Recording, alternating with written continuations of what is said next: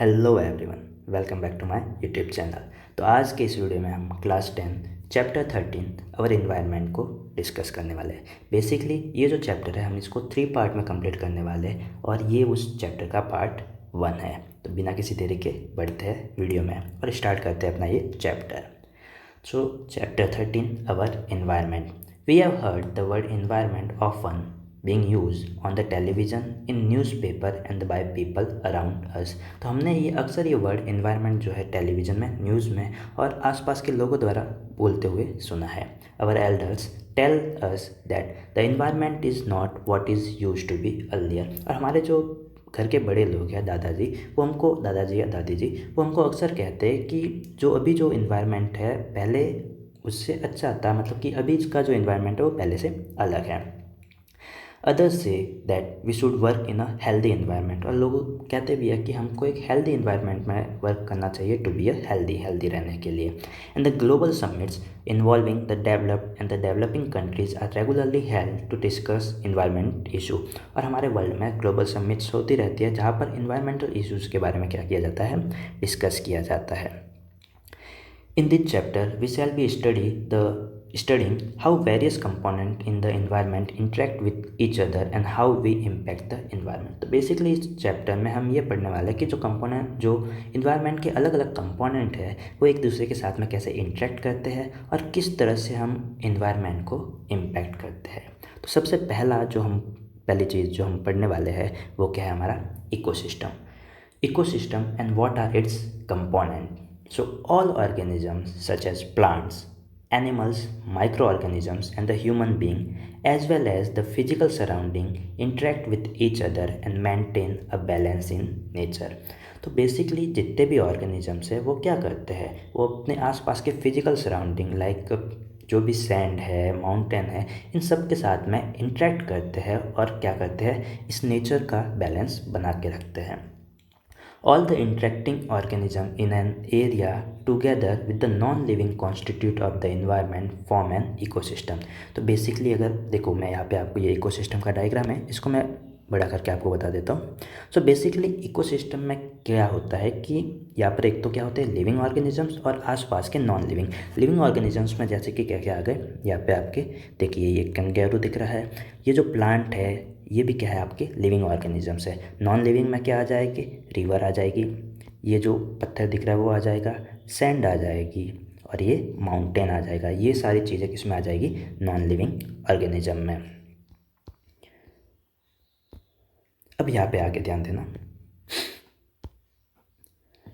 Thus, an ecosystem consists of a biotic component comprising living organism and the abiotic component comprising physical factors like temperature, rainfall, wind, soil and minerals। तो basically ecosystem में क्या क्या है, हमारे दो तरह के कंपोनेंट है, एक तो बायोटिक कंपोनेंट या फिर लिविंग कंपोनेंट और दूसरा है अबायोटिक कंपोनेंट। एग्जांपल देख लेते हैं बायोटिक और अबायोटिक कंपोनेंट के। तो यहाँ पे देखिए बायोटिक कंपोनेंट में क्या क्या आ जाएगा, बैक्टीरिया आ जाएंगे आपके, fungi and animals, protista and plants. तो बेसिकली जो भी लिविंग थिंग्स है वो आपके किस में आ जाएगी, बायोटिक कंपोनेंट में। और अबायोटिक कंपोनेंट में क्या क्या आ रहा है, air, salinity, soil, temperature, light, water, mineral, pH and humidity. तो ये सारी चीज़ें किस में आ जाएगी, आपके अबायोटिक कंपोनेंट में। ऐसी चीज़ें जो लिविंग नहीं है वो क्या हो जाएगी, आपके अबायोटिक कंपोनेंट, और वो जो चीज़ें लिविंग है वो क्या हो जाएगी, आपकी biotic component. For example, if you visit a garden you will find different plant such as grasses, tree, flowers, flower bearing plant like rose, jasmine, sunflower and the animal like frog, insect and birds।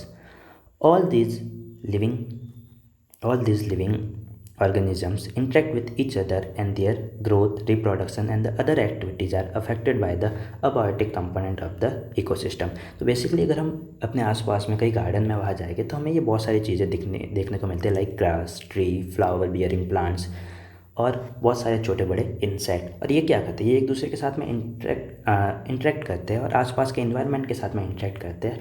और ये जो interaction होता है ये उनको help करता है growth में, रिप्रोडक्शन में and activities are affected by the abiotic component of the ecosystem. So garden is an ecosystem. तो garden भी क्या है, एक तरह का ecosystem है. Other type of ecosystem are forest, pond and lakes. तो ये जो फॉरेस्ट, पॉन्ड और लेक जो है ये कैसे इकोसिस्टम है, आपके नेचुरल इकोसिस्टम है, नेचर में यूँ ही हमको मिल जाते हैं. While the garden and the crop field are the human made ecosystem. वही जो गार्डन और जो क्रॉप फील्ड जो खेत होते हैं वो कैसे आपके इकोसिस्टम है, ह्यूमन मेड. तो ऐसे इकोसिस्टम जिसमें ह्यूमन का इंटरफेरेंस होता है उनको हम क्या बोलेंगे, ह्यूमन मेड इकोसिस्टम. और जो नेचर में यूँ ही हमको दिख जाते हैं उनको हम क्या बोलेंगे, नेचुरल इकोसिस्टम. अब हम बात करते हैं activity 13.1. So you might have seen an aquarium, let us try to design one. What are the things we need to keep in mind when we create an aquarium. तो basically अगर हमको एक aquarium बनाना है तो क्या चीज़ें हमको चाहिए होगी. The fish would need a free space for swimming. It could be a large jar, water, oxygen and food. तो बेसिकली हमको ये चार चीज़ें चाहिए होगी. क्या, एक स्पेस, फ्री स्पेस चाहिए होगा फिश को मूव करने के लिए, स्विम करने के लिए, तो एक बड़ा सा जार हो सकता है. इसके अलावा water, oxygen and food. We can provide oxygen through an oxygen pump या aerator and fish food which is available in the market.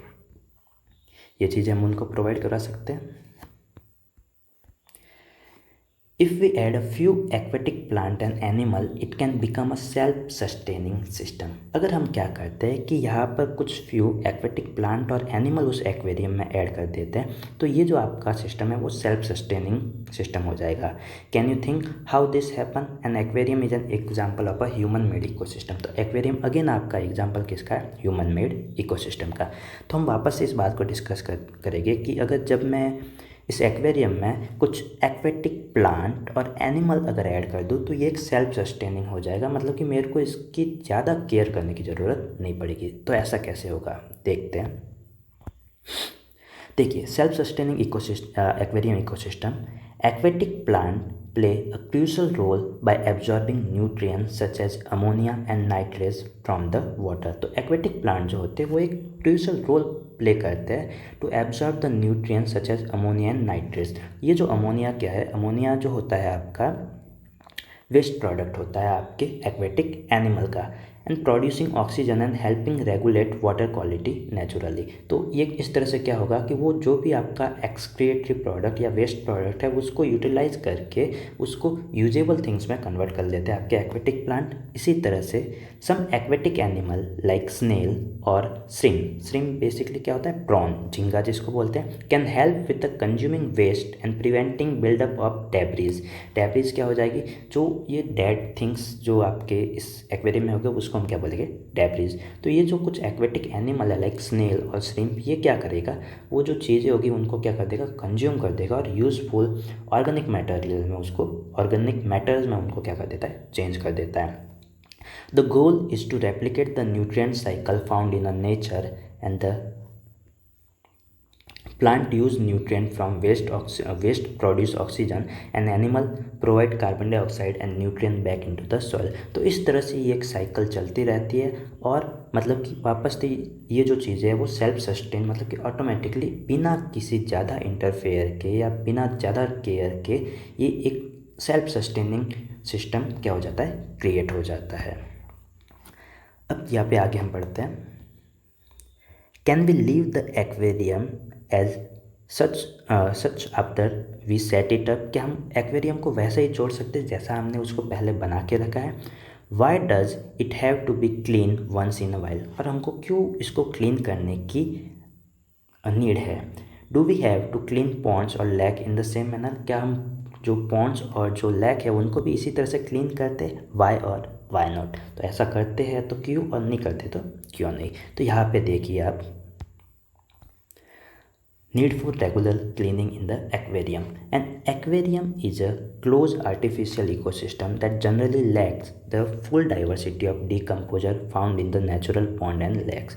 तो बेसिकली जो आपका एक्वेरियम जो होता है वो आपका क्लोज आर्टिफिशियल इकोसिस्टम होता है जिसमें बहुत सारी, जिसमें मतलब कि डाइवर्सिटी ऑफ ऑर्गेनिजम्स नहीं होते, लाइक जो हमको पॉन्ड्स और नेचुरल जो आपके रिवर वगैरह होते हैं वहाँ पर हमको देखने को मिल सकते हैं. तो इससे क्या होगा, अगर वहाँ पे डिकम्पोजर नहीं होगे तो डिकम्पोजर जो भी वो वेस्ट मटेरियल उस एक्वेरियम में बन रहा है उसको डिकम्पोज नहीं करेंगे और धीरे धीरे वो क्या हो जाएगा, बिल्डअप हो जाएगा और इस तरह से जो एक्वेरियम का जो एनवायरनमेंट है वो क्या हो जाएगा, बिगड़ जाएगा। So waste material from the uneaten food and the fish excretion accumulate and can become toxic to the fish unless removed.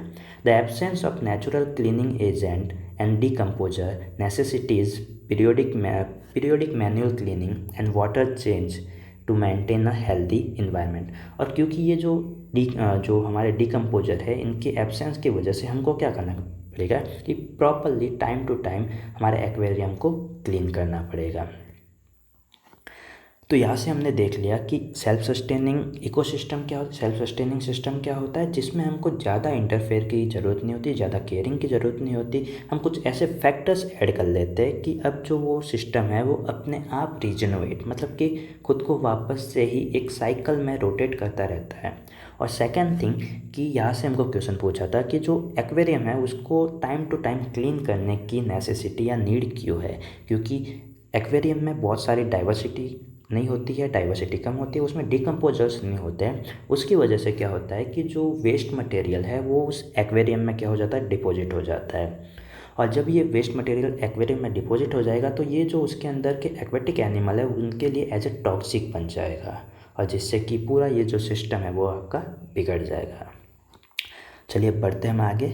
We have seen in earlier classes that organism can be grouped as a producer, consumer and a decomposer according to the manner in which they obtain their sustenance from the environment। तो हमने पहले वाली classes में पढ़ा है कि organisms कैसे होते हैं। मेनली 3 टाइप्स ऑफ ऑर्गेनिजम्स को हमने पढ़ा है। एक तो क्या होता है प्रोड्यूसर, एक होते हैं कंज्यूमर और एक होते हैं डिकम्पोजर। तो यहाँ पे आपके एक वर्ड आया है सस्टेनेंस। तो बेसिकली सस्टेनेंस का मीनिंग क्या होता है, यहाँ पर मैंने साइड में लिख रखा है, फूड और drink that provide the nourishment to keep a person और एनिमल अलाइव एंड हेल्दी और एनी मीन्स ऑफ लिविंग और support that allows something to continue to exist. तो बेसिकली सस्टेनेंस वो चीज़ होती है जिससे हम अपनी लाइफ को कंटिन्यू कर पाते हैं।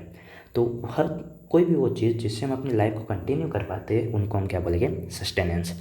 Let us recall what we have learned through the self-sustaining ecosystem created by us above. Which organism can make organic compound like sugar and the starch from inorganic substance using radiant energy of the sun in the presence of chlorophyll. तो आप सभी के दिमाग में इसका answer आ गया होगा कि ऐसा कौन सा ऑर्गेनिज्म है जो ऑर्गेनिक कंपाउंड बनाता है by using the inorganic substance और सनलाइट और क्लोरोफिल की हेल्प से। अगर आपके दिमाग में इसका आंसर आया है तो कमेंट बॉक्स में कमेंट जरूर करें। तो बेसिकली आंसर हमको आगे वाली लाइन में ही दे रखा है, all green plants and the certain bacteria like जो जिनको हम बोलते हैं cyanobacteria which can produce food by a photosynthesis come under this category and are called the producers. तो बेसिकली प्रोड्यूसर्स क्या होते हैं, वो एनिमल या वो ऑर्गेनिजम्स, एनिमल नहीं बोलेंगे, वो ऑर्गेनिजम्स जो अपना खाना सिंपल इनऑर्गेनिक कंपाउंड्स का यूज़ करके अपना खाना खुद ही बना लेते हैं, उनको हम क्या बोलते हैं, producer. Organism depends on the producer either directly or indirectly for their substance. These organisms which consume the food produce either directly from producer or indirectly by feeding on the other consumer। तो ऐसे organism जो food को consume करते हैं या तो directly producer से या फिर दूसरे कंज्यूमर को फीड करके, उनको हम क्या बोलते हैं, consumers. Consumers can be classed variously as herbivores, carnivores, omnivores and parasite। तो हमने अगेन कंज्यूमर को भी 4 टाइप में 4 क्लास में हमने क्लासीफाई कर रखा है। कौन कौन से, herbivores, carnivores, omnivores and parasite. Herbivores क्या होते हैं, जो अपना खाना जो है वो प्रोड्यूसर से ऑब्टेन करते हैं, लाइक प्लांट से ऑब्टेन करते हैं, उनको हम क्या बोलेंगे, हर्बीवोर्स। अगेन कार्निवोर्स कौन से एनिमल हो जाएंगे, कार्निवोर्स वो एनिमल होते हैं जो अपना फूड जो है वो हर्बीवोर्स से ऑब्टेन करते हैं या हर्बीवोर्स पे फीड करते हैं। ओमनिवोर्स ऐसे ऑर्गेनिज्म होते हैं जो प्लांट और एनिमल दोनों से अपना फूड ऑब्टेन करते हैं। और पैरासाइट के बारे में हम ऑलरेडी चैप्टर 5 लाइफ प्रोसेस में पढ़ चुके हैं। ये वो ऑर्गेनिज्म होते हैं जो होस्ट बॉडी के ऊपर या होस्ट बॉडी के अंदर रह के न्यूट्रिएंट को ऑब्टेन करते हैं। Can you give example for each of this category of consumer? क्या आप इन कैटेगरीज ऑफ कंज्यूमर के एग्जाम्पल दे सकते हो? और अगर हाँ तो कमेंट बॉक्स में इसका आंसर ज़रूर करना। Now imagine the situation where you can do not clean the aquarium and the some fish and the plant have died. Have you ever thought what happens when an organism dies? The microorganism comprising bacteria and the fungi break down the dead remain and waste products of organism, and these microorganisms are the decomposer. तो यहाँ से हमको क्या बोला है कि आप imagine कीजिए कि अगर आपने एक्वेरियम क्लीन नहीं किया तो वहाँ पर क्या हो जाएगा, कुछ वेस्ट प्रोडक्ट वहाँ पे डिपॉजिट हो जाएगा। अब ये जो वेस्ट प्रोडक्ट है इनको कौन ब्रेक डाउन करता है? कुछ बैक्टीरिया और फंजाई। तो इनको जो ब्रेक डाउन करने वाले बैक्टीरिया और फंजाई है इनको हम क्या बोलते हैं? डिकम्पोजर। तो बेसिकली डिकम्पोजर क्या होते हैं? As they break down the complex organic substance into simple inorganic substance that go into the soil and are used up once more by the plants. What will happen to the garbage, the dead animal and the plant in their absence? Will the natural replenishment of the soil take place even if the decomposer are not there? तो इसका जो basically answer हो जाएगा वो क्या हो जाएगा? No. अगर डिकम्पोजर नहीं है तो जो सॉइल का नेचुरल रिप्लेनिशमेंट नहीं हो सकता या फिर इतना इफेक्टिवली या इतना ईजीली नहीं हो सकता। Now, activity 13.2. While creating an aquarium, did you take care not to put an aquatic animal which would eat others? What would have happened otherwise? तो यहाँ पर अब ये क्वेश्चन कर रहा है कि आपने जब ये एक्वेरियम बनाया तो क्या आपने एक चीज़ का ध्यान दिया कि आपने कुछ ऐसे एनिमल तो उस एक्वेरियम में नहीं डाल दिए जो दूसरे एनिमल्स को खा सकते हैं? तो अगर आपने ऐसा किया है तो क्या होगा? तो यहाँ पे आंसर मैंने नीचे मेंशन कर रखा है। If a predator aquatic animal is added to an aquarium, it may eat smaller and the slower species, disrupting the balance and the reducing biodiversity in the tank. And that is why care is taken to avoid mixing predator and the prey in most community aquarium.